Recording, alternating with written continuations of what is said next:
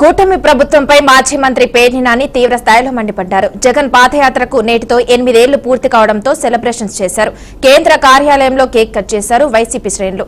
జగన్ పాలనలో రాష్ట్రం సుభిక్షంగా ఉందని, కూటమి పాలనలో రాక్షస పాలన నడుస్తుందని మండిపడ్డారు.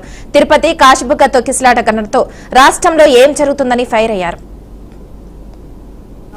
చంపే అలవాటు అయ్యా లోకేష్, మనుషుల్ని చంపే అలవాటు మీ నాన్నది నీదే అనేది చరిత్ర చెప్తుంది. కందుకూరులో ఓట్లు అడుక్కుంటాకెళ్లి 7 మందినో 9 మందినో పొట్టన పెట్టుకున్నటువంటి చరిత్ర నీది మీ నాన్నది కాదా? 8 మందిని పొట్టన పెట్టుకున్నావు. గుంటూరులో పేదరికాన్ని ఆసరాగా చేసుకుని పేదరికానికి ఎర్రేసామని చెప్పని 100 రూపాయల చీరలు పంచి పెడతామని చెప్పి రమ్మని చెప్తే పాపం పేదలు నమ్మి వస్తే వాళ్ళకి చీరలు సక్రమంగా పంచి పెట్టకుండా మీ ఫోటోల కోసం వీడియోల కోసం జనం గుమ్మిగూటి తోసుకునేది కనపడాలి కాబట్టి అని చీరలు విసిరితే లారీల్లోంచి ఆ తొక్కిసలాటలో అమాయకులైన పేదలు 7 అసూలు బాయలేదా?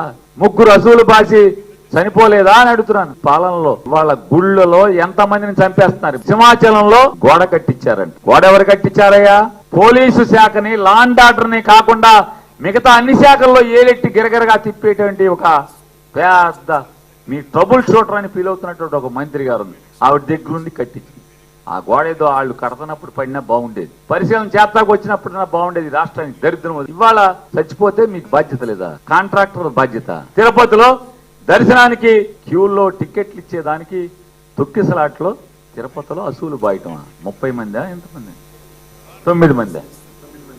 9 మంది ప్రాణాలు గాలిలో కలిసినాయి. అంటే దేవుడి దర్శనానికి వస్తే వాళ్ళ సరాసరి దేవుడి దగ్గరికి పంపించినటువంటి చరిత్ర మీ పరిపాలన.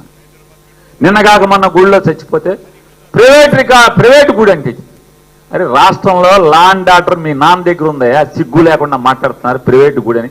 చంద్రబాబు 75 ఏళ్ళు చంద్రబాబుకి సిగ్గు లేదు ఆ మాట మాట్లాడతాయి. ఎంపటి తిరిగే మంత్రులకి సిగ్గు శరం లేదు. ప్రైవేట్ గుడి అయితే ఏంటి, ఏ గుడి అయితే ఏంటి? లా అండ్ ఆర్డర్ మీద కాదా ఈ రాష్ట్రంలో? అరే ప్రజలు ఏకాదశి రోజు దైవ దర్శనం కోసం కాశీబుగ్గలో తండోపతండాలుగా బయలుదేరుతుంటే మీ పోలీసు వ్యవస్థ ఏం చేస్తుంది? మీ పోలీస్ స్టేషన్లు ఏం చేస్తున్నాయి? మీ సిఐ